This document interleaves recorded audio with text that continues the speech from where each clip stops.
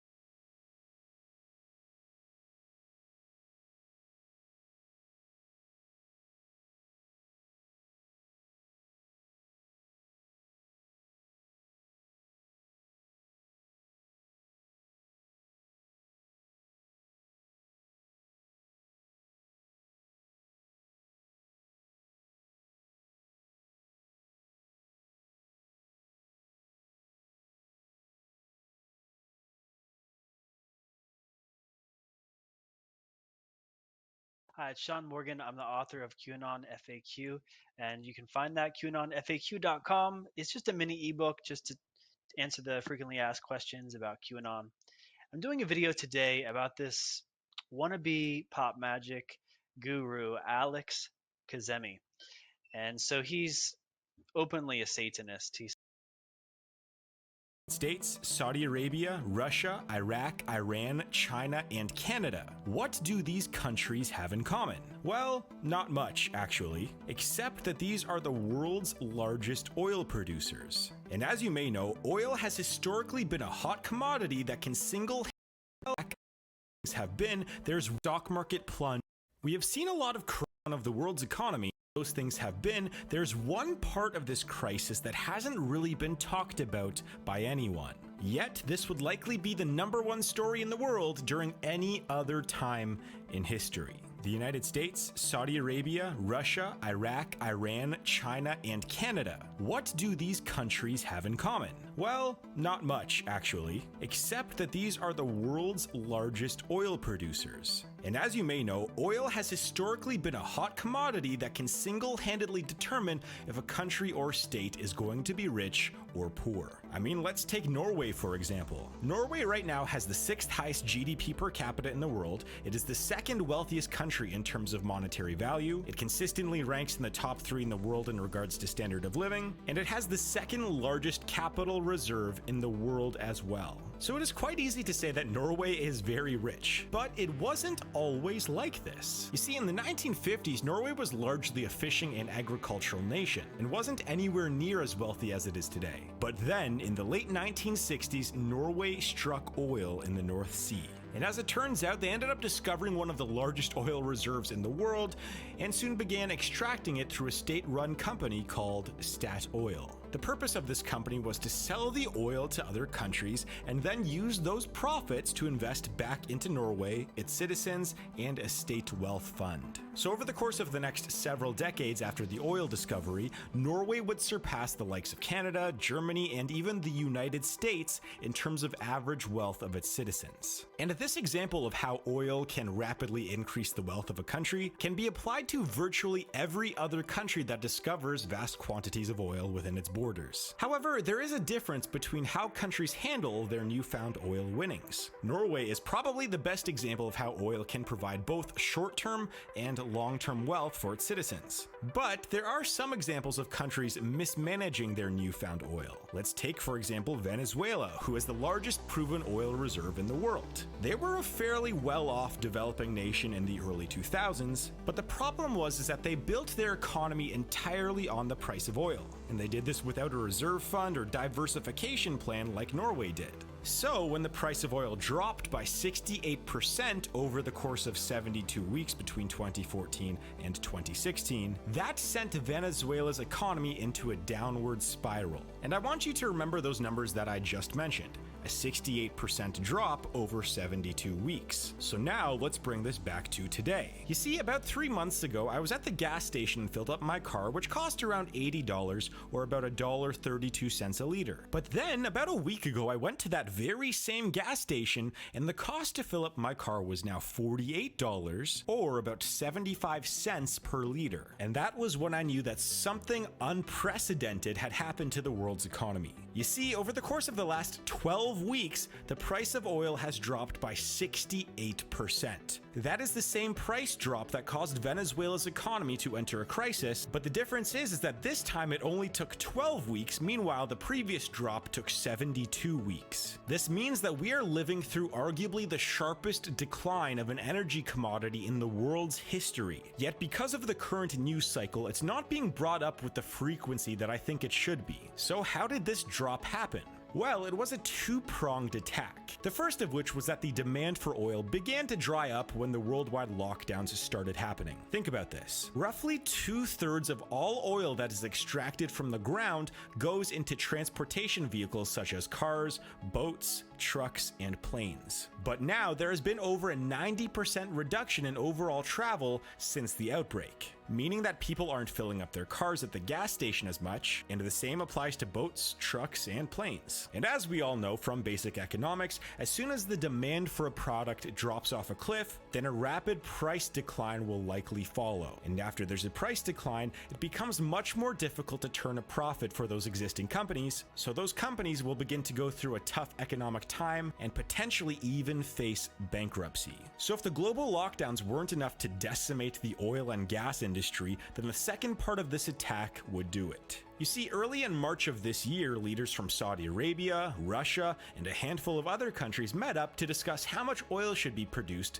during the worldwide global lockdowns. Saudi Arabia, who is the world's #1 crude oil producer, wanted everyone to cut oil production in order to maintain a stable oil price. Most of the countries agreed, except for one, and that was Russia. You see, Russia was hoping that all other countries would cut their oil production, which would make their oil more expensive than Russia's, so then Russia could attract more global buyers for the cheaper oil. And of course, the energy powerhouse in Saudi Arabia did not like this. So they went, hey, we produce way more oil than you, it costs us way less to extract our oil, and we make way more money than you. So we're going to beat you at your own game. So that is when Saudi Arabia decided to send a message to Russia. The Saudis announced that they would start increasing oil production by a whopping 30% in one day in hopes of undercutting Russia and thereby taking a stranglehold on the global oil market. And if that wasn't enough, they also announced that they would cut oil prices to preferred customers and keep increasing oil production throughout the year. And that is how the oil market collapsed within the span of a few months. It is quite rare that you see an attack on an entire industry from both the supply side and the demand side. So this might be the perfect storm for a few unfortunate places on Earth. Because even though oil-rich countries might be able to handle a dramatic decrease in the price of oil, many towns, states, and provinces within those countries where oil production occurs, they will not be able to handle this decrease in the price of oil. This is because countries tend to have more diversified economies than smaller local populations like towns, cities, or even states. In fact, there are many towns, cities, states, and provinces out there where a giant chunk of their economy comes directly from the oil industry.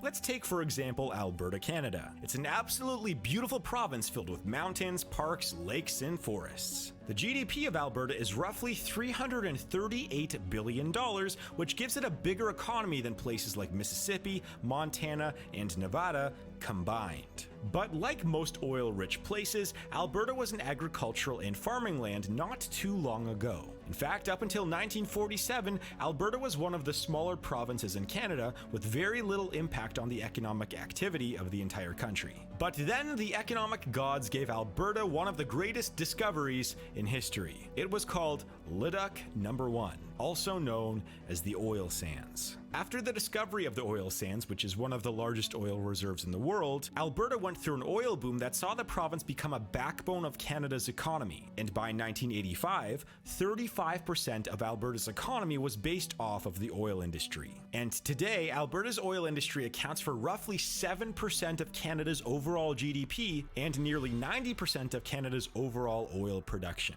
But over the last 12 weeks, the oil-rich province has seen its economy turn upside down. This is because 1 out of every 10 citizens in this province works in the oil and gas industry, and because of the dramatic drop in the price of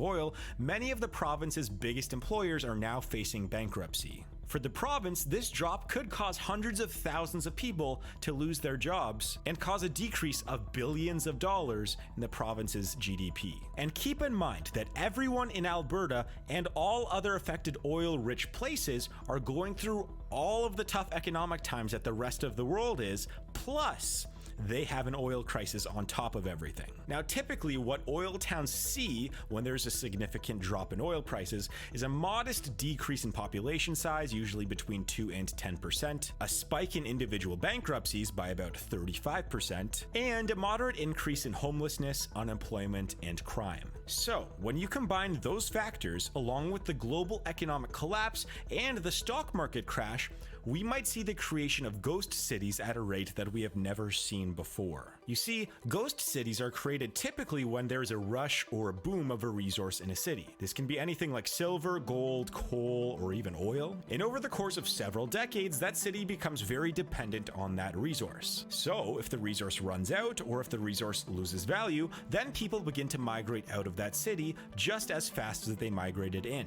And it looks like this is what we should expect, unfortunately, in some cities in the world right now. And if this situation wasn't dire enough, already this year, 208 North American oil producers have already filed for bankruptcy, and many others were hanging on by a thread before this crisis. And as of this week, many of the larger oil companies have cut billions of dollars worth of projects and labor in order to hopefully prevent bankruptcy. So even though the situation sounds bleak right now, there are a few things that could make the situation have a little bit more of a positive spin on it. For example, right now gas prices are substantially cheaper, meaning that consumers that are struggling to get by will be able to save a substantial amount of money when filling up at the pump. Another is that this might be another step towards the world using more efficient sources of energy like nuclear, hydro, or maybe solar. But at the end of the day, the oil and gas industry is going to hurt. In fact, the Premier of Alberta, Jason Kenney, might have said it best. Alberta's energy sector supports more than 500,000 jobs across Canada, and this is the most significant and disruptive economic downturn in generations. It will get worse before it gets better. So what do you think of the oil industry and its downturn? Has it impacted your life at all? Let me know in the comments. He says he chooses Satan over God. He teaches people how to get in touch with demons in his book about pop magic. And he's associated with a lot of A-list celebrities. So spirit cooking is something I want to talk about first. So he calls himself the Illuminati Prince and wants to teach spirit cooking and Satanism. And spirit cooking with Maria Abramovich, it's basically satanic rituals that involve blood and who knows what else. I have not looked into it deeply because it's just dark stuff.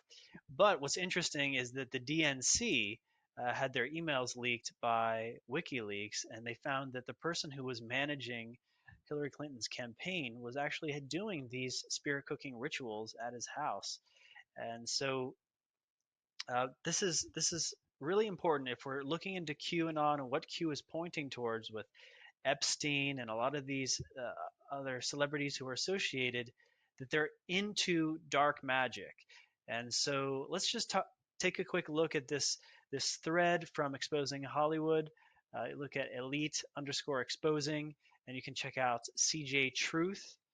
Yeah, CJ Truth on Twitter as well. And so I'm going to just talk about Rose McGowan. She was on a TV show about witchcraft, and she wrote the foreword to this pop magic book.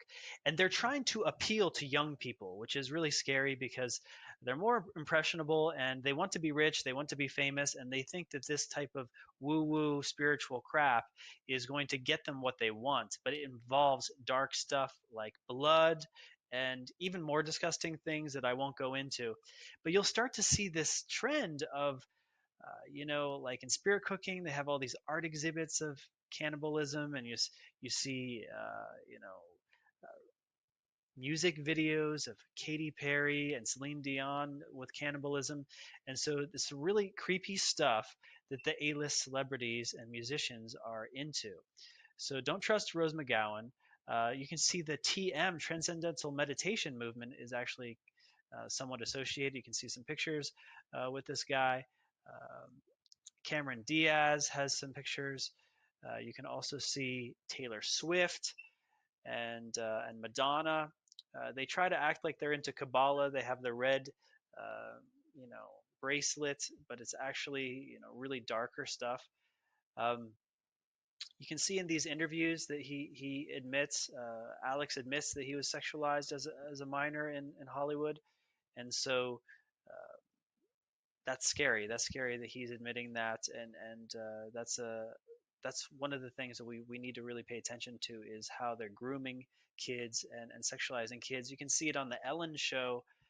Ellen's show is on hiatus right now, and Alec Baldwin just did a show in Ellen's place where little kids were touching the private parts of adults, and you can see in Tom Hanks' skit that he did, comedy, so-called comedy skits on the Jimmy Kimmel show, where they sexualize young girls who are like beauty pageant, like babies and toddlers and stuff.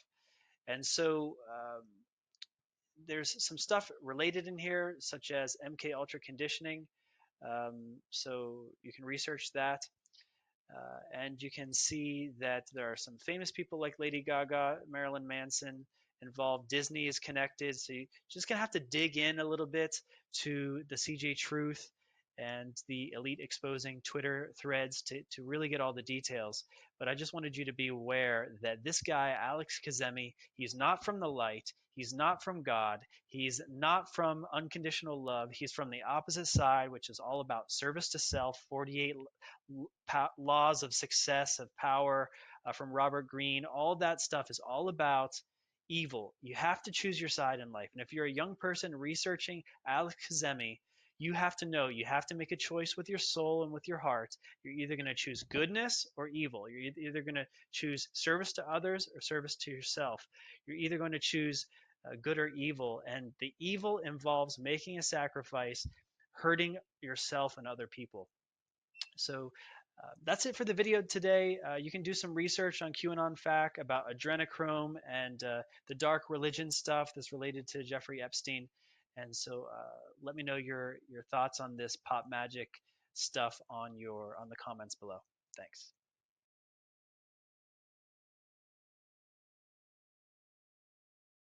Chester Bennington rose to rock star fame in 2000 with Linkin Park's Grammy-winning debut album Hybrid Theory.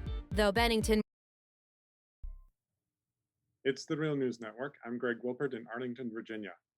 In 2019, a record number of 1,640 CEOs resigned from major corporations.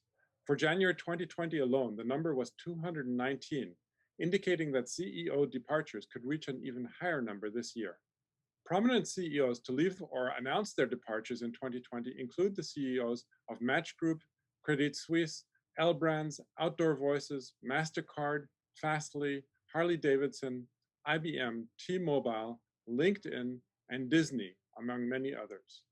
Why are so many CEOs resigning, and why has their number been increasing recently?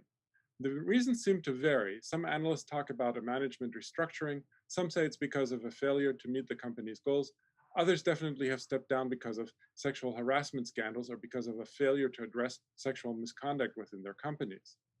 But it cannot be necessarily a coincidence that CEOs are departing at an increasing rate. The trend calls for an analysis of what is going on, for which we have our guest Bill Black today. Bill is a white-collar criminologist, former financial regulator, and associate professor of economics and law at the University of Missouri, Kansas City.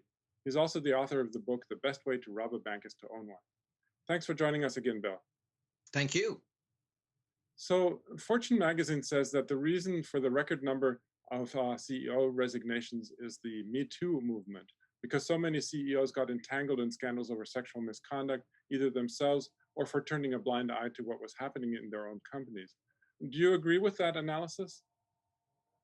No, but that is a contributor. It is actually one of the remarkable changes in the last several years that one of the best ways for really powerful CEOs to lose their job is to have what used to be described as a consensual sexual relationship with. Welcome, foolish mortals, to the Haunted Mansion. Is this haunted room actually stretching? It's music reaction time! Yeah, and today we're heading all the way to South Africa for a performer that we haven't heard of before called Siki Joanne. Wait, she's doing that? Oh my god, Oh my god! Oh wow!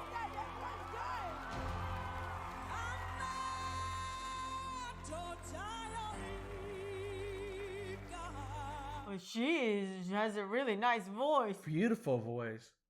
So powerful. How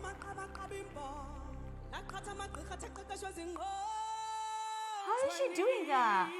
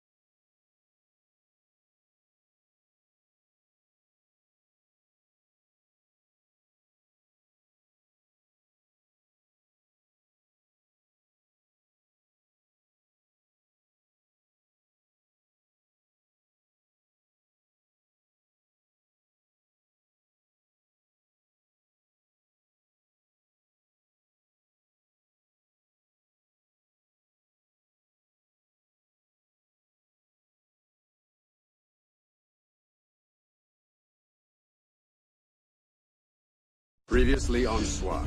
Lieutenant,